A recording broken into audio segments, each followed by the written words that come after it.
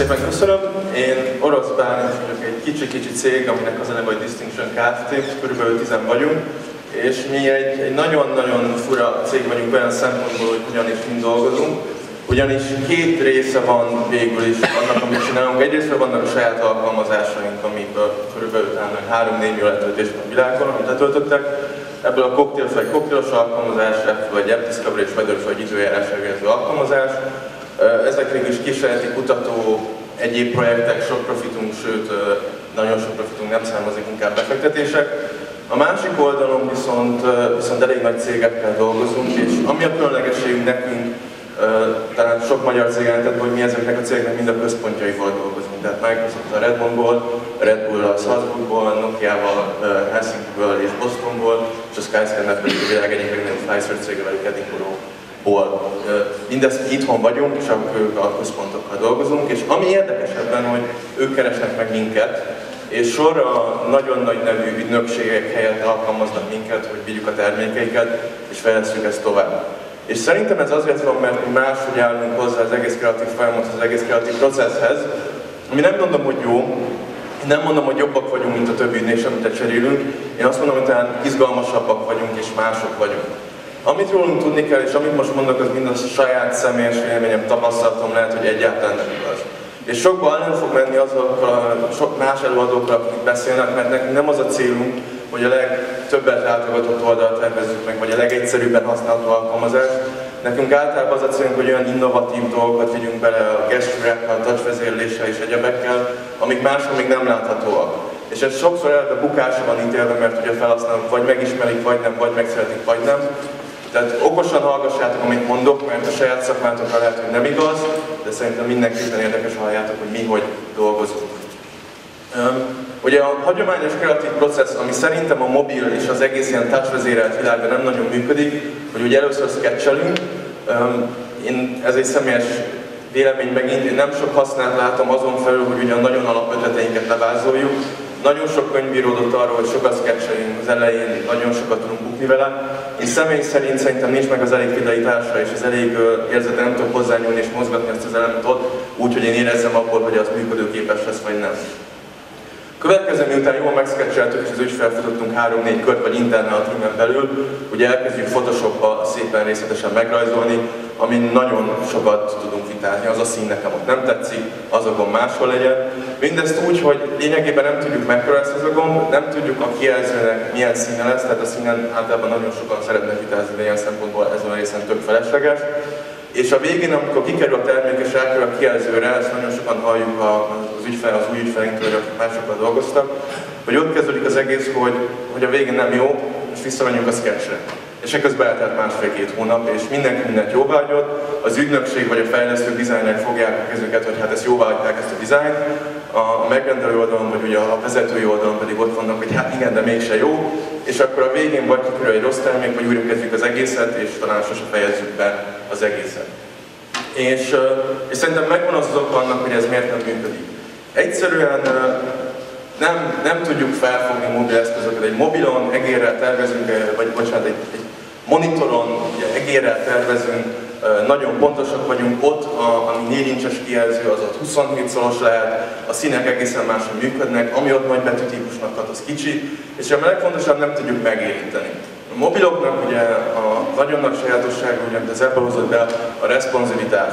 Ha hozzányúlok egy listához, az elkezd mozogni. Ha lehúzom, vele együtt mozog. És ez az érzés az, ami azt adja egy alkalmazásról, hogy jó vagy rossz. Hiába használjuk a standard kontrollokat, hiába rakjuk oda a Photoshopra ezeket, hogyha egyszerűen nem tudjuk megfogni, nem tudjuk feldolgozni az információt, és mi már egy ideje azért foglalkozunk mobil szoftverfejlesztés, mobil dizájnnal elsősorban, mind a kettővel, és még mindig nem tudjuk.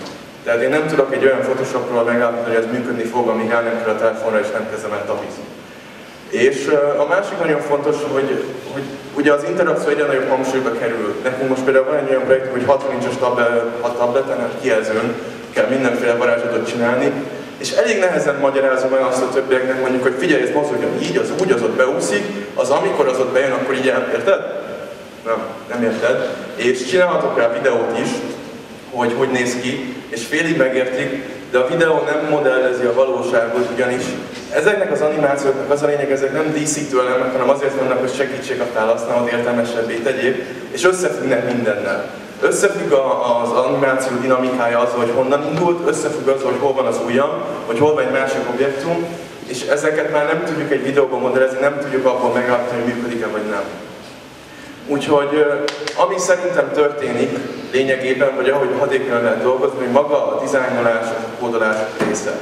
Tehát effektíven nem is day one-tól, de nagyon hamar átérünk prototípusra. Anélkül, hogy még megjön az alkalmazás teljes struktúrája. Nem tudjuk, hogy fog kinézni, nem tudjuk, hogy milyen konkrét szekciók lesznek, az úgyis idő, amíg eldöntjük, de a kulcs interakciókat, például egy tudóaknál hogyan adunk hozzá egy tudót.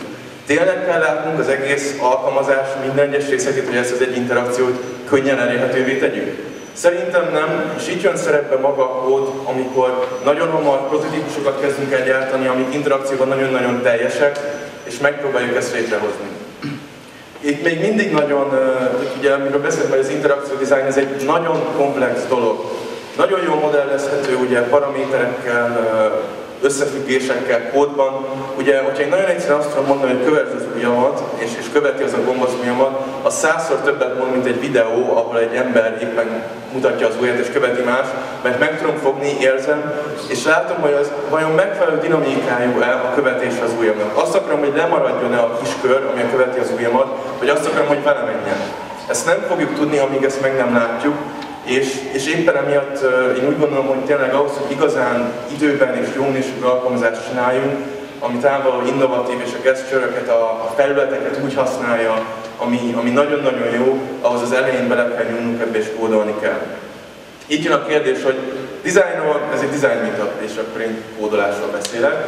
És hogy jön a kettő össze, hogy lényegében ugye az lenne a legjobb, ha a designer tudna kódolni, mert akkor az interakciókat ugye tudnám már megmutatni nekünk, nem videóban, ami ugye azt mondtuk, hogy nem igazán jó, mert nem tudom megérinteni, nem tudom hozzászólni, hanem egyből már egy mini prototípust tudna nekem mutatni, ami jól kidolgozott részletességű, és ugye ezek mondják azt, hogy ezek az unikornis emberek, hogy ezek nem nagyon léteznek.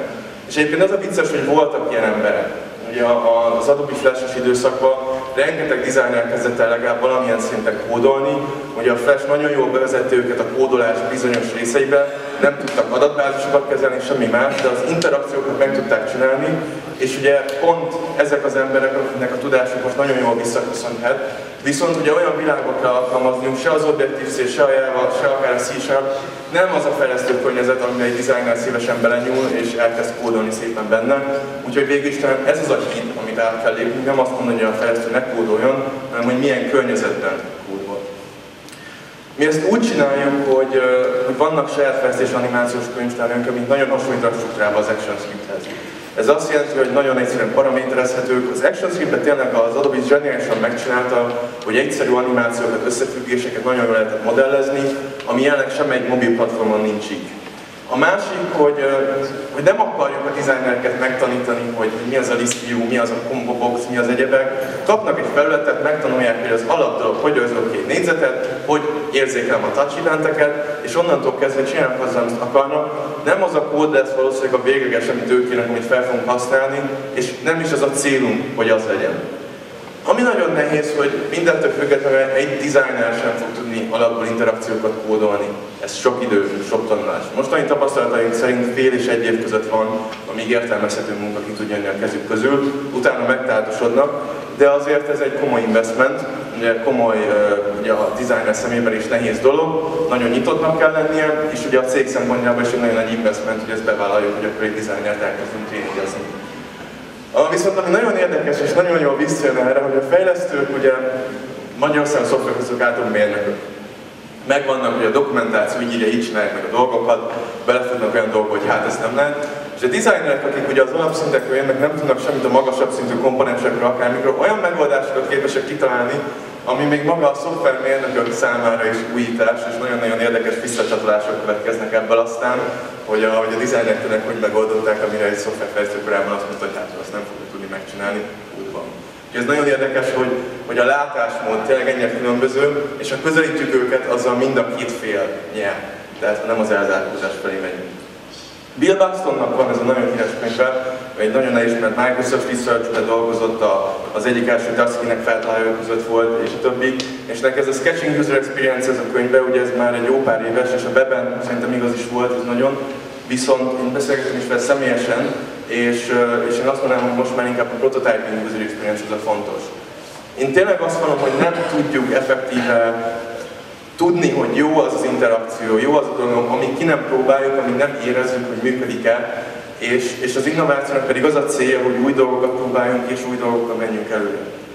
És ugye mit jelent ez a prototipizálás, hogy mivel jár? Nagyon-nagyon sok kényelmetlenséggel jár, nagyon rugalmas szervezeti struktúra és rugalmas emberek kellene, hogy ez működjön, mert nem a standard. Ez ott kezdődik, hogy a fejlesztőnek, vagy a designernek, vagy bárkinek ilyen esetben csúnya kódot kell írni. A fejlesztők ezt utálják, hogy csúnya kódot kell írniuk, tudják, hogy ki fogják dobni, és nagyon sokan azt mondják, hogy ő nem, ő akkor is szépen megcsinálja a kódot, a kód is lehet egyébként szép, és azzal ugye gyakorlatilag 3-4-szer annyi időt veszítünk el. Akár óránkénti release-ek vannak, ez azt jelenti, hogy te figyelj, legyen így, jó, nézzük meg, úgy van, te figyelj, nem jó, legyen úgy, és az elmegy 2 napon keresztül, 24 ötlettel mennek vissza az emberhez, hogy 24-szer próbáljuk ki, és bizony lehet, hogy a 24. sem lesz jó, tehát egy nagyon magas szintű tolerancia küszöbet és rugalmasságot vár el mindenkitől. Ugye, ahhoz, hogy azért meg tudjunk valósítani azt, amit a fejünkben van, ahhoz magas szintű user interface fejlesztői képességek is kellene. A programozás is több rétű. Van, aki adatbázisokat tud kódolni, van, aki felületeket tud fejleszteni, de nagyon kevés fejlesztő van, aki tényleg az utóbbi időszakban komolyan területfejlesztéssel foglalkozott. Ugye a Windowsos korszakban volt az ablak, volt ott fent az ikonok, meg a dokumentum, és úgy nézett ki minden alkalmazás. Ez egy elég új dolog, és ez is egy nagyon speciális tudás, hogy optimalizálok, hogy rakom össze. Valahogy ilyen ez a UI development is, hogy én látom számokban, hogyha én beírom ezt a számot, akkor az úgy fog mozogni, és az oda fog menni, és a kettő összejön, és akkor leszek hatékony, akkor tudok 10 perc alatt megcsinálni egy olyan iterációt, amit más fejlesztő mondjuk 2 nap alatt tudna. Ez is egyfajta fejben lévő gondolkodás, és ez sokkal a designerekhez közelebb áll, mint a szoftverfejlesztéshez, mert fejben vizuálisan kell tudni elkezdeni mozgásokat, és azokat kell tudni ugye visszavezetni, áttranszformálni végül is a kódra. És tehát ugye ilyen szempontból nagyon szabad gondolkodást is igényel, hogy amit én kitálok, azt meg tudjam csinálni. És tényleg ezt nem is hiszi, úgy gondolom, hogy a designereken nehéz átvinni, hanem esetleg a fejlesztőkön, hogy ők vegyenek át szarkódot a designertől. Ők legyenek azok, akik folyton szórakoztatnak, hogy ezt hogy kell megcsinálni, és a többi. Tehát, hogy ezt le kell nyomni mindenkinek a torkán, aztán a végén mindenki örül neki. Úgyhogy én tényleg azt mondom, hogy ugye ezt nagyon sokan mondják, és valóban igaz, hogy ugye hamar bukjunk és gyorsan bukjunk, hogy a végén jó legyen. Csak az a különbség szerintem, hogy értelmezzük a hamart, hogyan közelítjük meg, sketchekkel bukunk, hogy akkor 10 sketch nem sikerült, vagy 10 prototípus nem sikerült. Ha elég ügyesek vagyunk és elég sokat gyakoroljuk, egy prototípus sem sokkal több idő, mint egy sketch, mert az is egy sketch, csak egy kódban végzett sketch, nem Photoshopban, nem papíron, kódban végzett sketch. És ha ezek felé megyünk, és én úgy gondolom, hogy a jövőben egyre több hangsúly van az interakciókon, hogy azokon az üvegfalakon is, hogy a touchscreenek lesznek. Nincs megoldva például nagy touchscreeneken, hogy fogjuk őket navigálni. Ugye iPhone-on, iPad-en együtt scrollozok, meg kicsi a felület. Hogyha az egész az én touch area-m, együtt scrollozni akarok, vagy mit akarok együtt csinálni. Tehát ha belegondolunk, óriási, és a design szempontból ezek óriási kihívások lesznek, viszont ezeket én úgy gondolom, hogy csak egyfajta nagyon erős kollaboráció, vagy ugye skillset váltásokkal fogják tudni megoldani az emberek, és valószínűleg minket is azért keresnek, és azért szeretnek menni az ügyfeleink, mert nagyon kreatívan, nagyon gyorsan állunk ez a processhez, hogy ők pontosan tudják, hogy ők nem tudják, hogy jó lesz, csak amíg látják, és hogyha az a legvégén van, akkor senki sem boldog. És én ezzel zárnám le, hogy ugyan fejlesztő vagyok, de örülök, hogy itt lehetek ezen a designer meetupon, és köszönöm szépen!